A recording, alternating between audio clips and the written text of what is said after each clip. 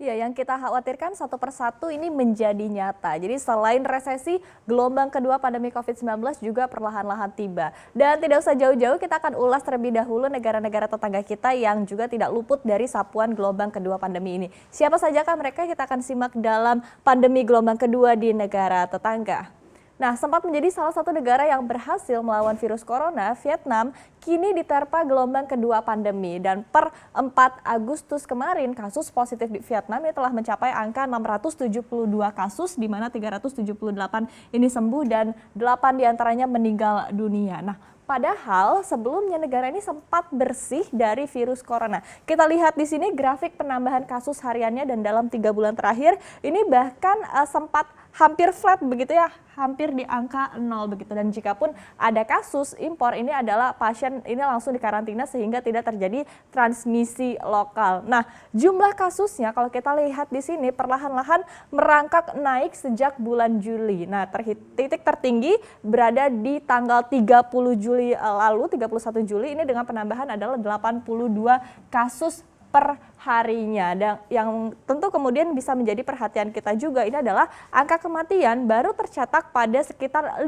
hari yang lalu. Artinya ini adalah setelah pandemi merenggut nyawa ratusan ribu orang di dunia, baru terjadi satu kasus kematian di negara ini. Nah, meskipun dalam kurun 4 hari terakhir ini angkanya bertambah ya menjadi 8 kematian. Kemudian gelombang kedua ini bermula dari seorang pria berusia 54 tahun di sebuah tempat wisata di kota Da Nang. Nah, imbas temuan ini pemerintah Vietnam kembali bertindak cepat dan juga cekatan dengan langsung mengunci kota Da Nang, kemudian ada kota Buon Ma Thuot dan juga Ho Chi Minh dan Bien Hoa. Nah, pemerintah Vietnam dengan tegas mengenakan denda sebesar 13 dolar Amerika Serikat atau sekitar 180.000 rupiah bagi mereka yang kedapatan tidak mengenakan masker saat beraktivitas di luar ruangan. Nah, kita akan lihat kembali di slide berikutnya. Ini yang tidak kalah menarik adalah kabar dari negara tetangga lainnya yaitu Filipina. Jadi sempat melakukan total lockdown yang kita ketahui ini harus dibayar dengan mahal. Filipina kembali melockdown ibu kotanya yaitu Manila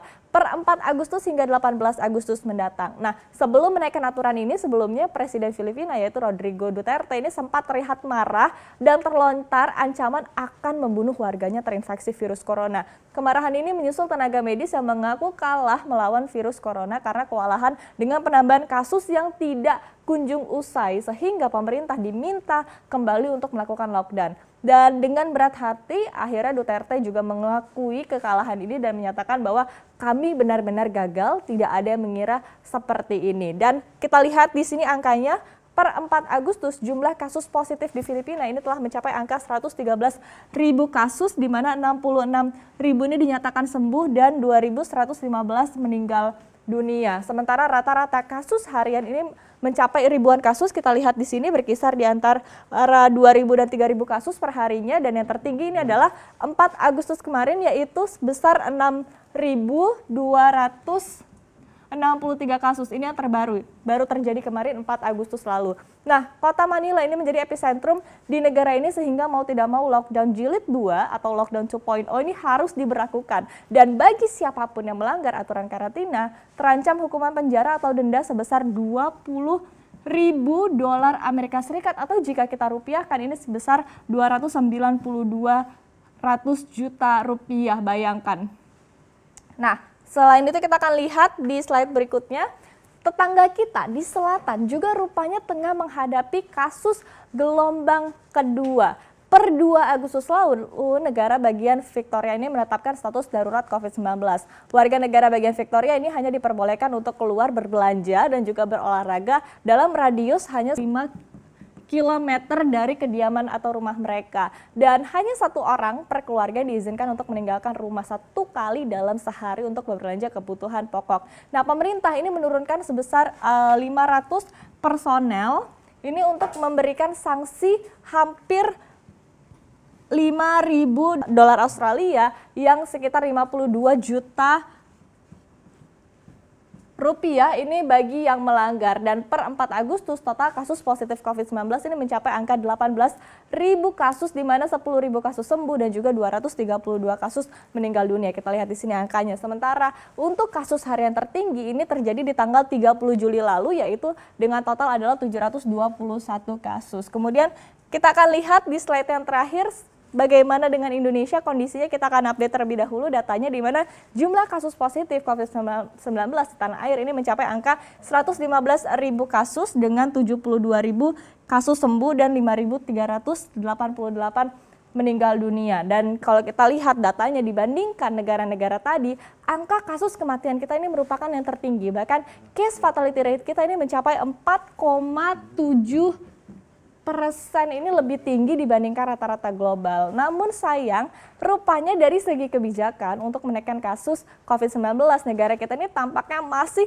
sangat kewalahan. Kalau kita ingat, sebetulnya kita pun tidak pernah betul-betul memberlakukan yang namanya total lockdown seperti Manila atau kota dan negara lainnya, di mana pilihan pemerintah untuk tidak sepenuhnya menutup aktivitas masyarakat ini bisa dimengerti, mengingat sebagian dari kita ini hidup dari sektor informal. Meski demikian, yang menjadi dilema ini adalah di tengah kebutuhan ekonomi yang harus diselamatkan, angka kasus COVID-19 ini melonjak tinggi setiap harinya. Kita lihat di sini grafiknya, bahkan konstan bertambah di atas 1.000 kasus per harinya, dan bahkan sesekali ini menyentuh angka 2.000 kasus per hari. Karena jujur saja, sebetulnya sejak PSBB dilonggarkan, aturan-aturan dalam masa transisi ini seolah-olah kalah dengan tuntutan masyarakat yang banyak. Misalnya adalah aturan batas kapasitas dalam satu tempat umum, rumah makan, transportasi. Ini masih bisa ditemukan yang lebih dari aturan sehingga sulit untuk kita melakukan yang namanya social distancing. Belum lagi kemudian secara personal ini juga masih ada saja masyarakat yang cuek,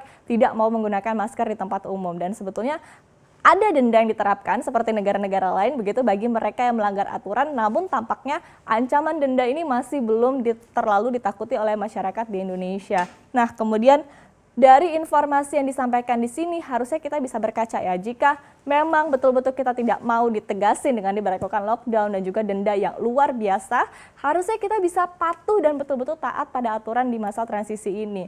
At least itulah yang bisa kita lakukan untuk membantu pemerintah di masa sulit ini dalam menyelamatkan kesehatan dan juga perekonomian.